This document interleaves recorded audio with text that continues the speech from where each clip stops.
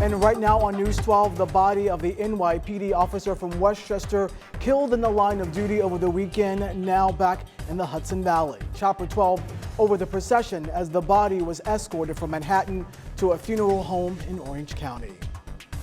And thanks for watching News 12. I'm Ty Milburn in for Lisa Salvadorini. The body of Officer Malkeen now at the Smith, Seaman, and Quackenbush Funeral Home in Monroe. That's where we find News 12's Blaze Gomez with the latest. Blaze, I can only imagine how difficult this is for that community. Ty, certainly a somber morning. That's the latest. Blaze Gomez, News 12. And thank you, Blaze. And today we're learning more about the officer and the place that he called home. News 12's Lisa LaRocca continues our team coverage. She's in Yorktown Heights, where the officer lived. NYPD officer. And the loss being felt across all police departments all over New York. We all wear the same uniform. And it was quite a scene. Officers lined the New York State Thruway as Officer Malkeen's body was escorted home by the NYPD motorcade this morning. Now, first responders from counties across the Hudson Valley saluted the fallen hero who paid the ultimate sacrifice when he was shot and killed in the Bronx. And the community is rallying to help the family of Officer Brian Malkeen. This GoFundMe page has been launched by the founder of Blue Lives Matter. The goal is to raise $100,000. Now, all funds raised will go directly to the family of the fallen officer. We have a link on our website. Just go to numbers and links. And stay with News 12 for the latest on this deadly shooting as we continue to honor the life of Officer Malkeen. And a manhunt is now on for a 59-year-old Poughkeepsie man who police say may have killed his wife. Now, according to officials, George Grogan's son called police Friday night to tell them that his father had harmed his mother, Audrey Grogan. When police arrived to the family home in Poughkeepsie, the couple was nowhere to be found. A search led police to the victim's body 2 miles south of the Bear Mountain Bridge. Police are still on the lookout for George Grogan as a person of interest. At this time, since Mrs. Grogan did appear to be deceased under suspicious circumstances, I would always tell the public to be safe if they do see George Grogan here during the hiking area or anywhere, to please call the state police. The exact cause of Audrey Grogan's death is unknown. If you have any information about where George might be, you're asked to call police immediately.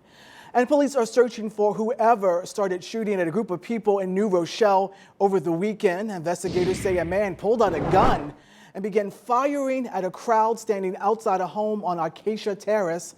Now, one person was shot in the thigh, but is expected to be okay. And New Rochelle police also responded to reports of shots fired Saturday night. Police say they found 3 shell casings and a bullet impact to a door at 361 Main Street. Detectives are investigating. It's not known yet if these 2 incidents are related. Now, so far, no arrests have been made. Anyone with information certainly urged to call the New Rochelle Police Department. The number on your screen, 914-654-2300. And remembering former Pine Bush Fire Chief Richard Tannegretta, he passed away last week from a 9/11 related illness. Now, Ricky, as he was lovingly known by his family and friends, was an FDNY firefighter for 26 years and was a member of the Pine Bush Fire Department for 27 years. A funeral for the former fire chief being held today at the Church of Infant Savior. That's in Pine Bush. He'll be laid to rest at the New Prospect Cemetery. And to the race to the White House, Hillary Clinton lending a helping hand to a Democratic candidate, Cory Booker. The Chappaqua native joined a staff call yesterday to back the senator's campaign as they approach a $1.7 million fundraising deadline today.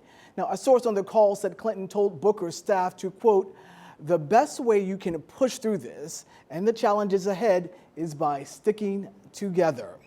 And tens of thousands participating in the Tunnel to Towers run in New York City. The run and walk is held each year by the Stephen Siller Tunnel to Towers Foundation. Now, among the thousands in attendance yesterday, the Greenburgh Police Department, you see them there.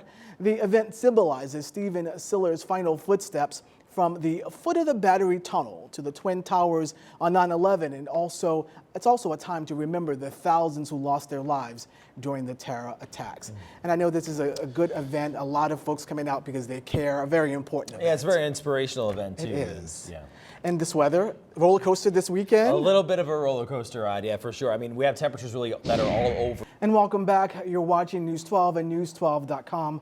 I'm Ty Milburn. Now to the latest stories we are following. The U.S. Navy is investigating the death of a sailor on board the USS Nimitz. Officials tweeted Seaman Juan Jose Garcia Herrera fell into an aircraft elevator in the down position on Friday.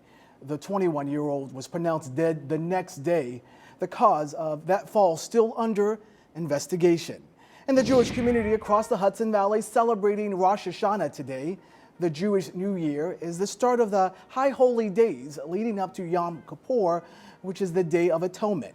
Police are keeping a close eye on synagogues as officials say there's a recent uptick in anti-Semitic incidents. Now, Rosh Hashanah ends at sundown tomorrow. And Amsterdam wants tourists to pay more when they visit their city. Can you believe that? The Dutch capital has added a €3 per person rate to its current 7% hotel tax. Now, next year, Amsterdam could have the highest tourist tax in Europe. If you're staying at an Airbnb or rental property, the existing tax will be raised to 10% of your rental.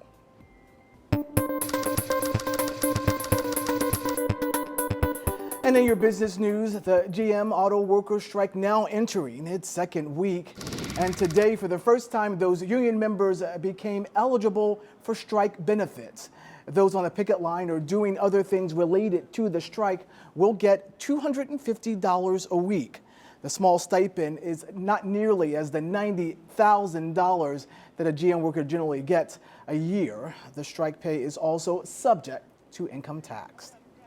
And fashion chain Forever 21 officially filed for bankruptcy protection.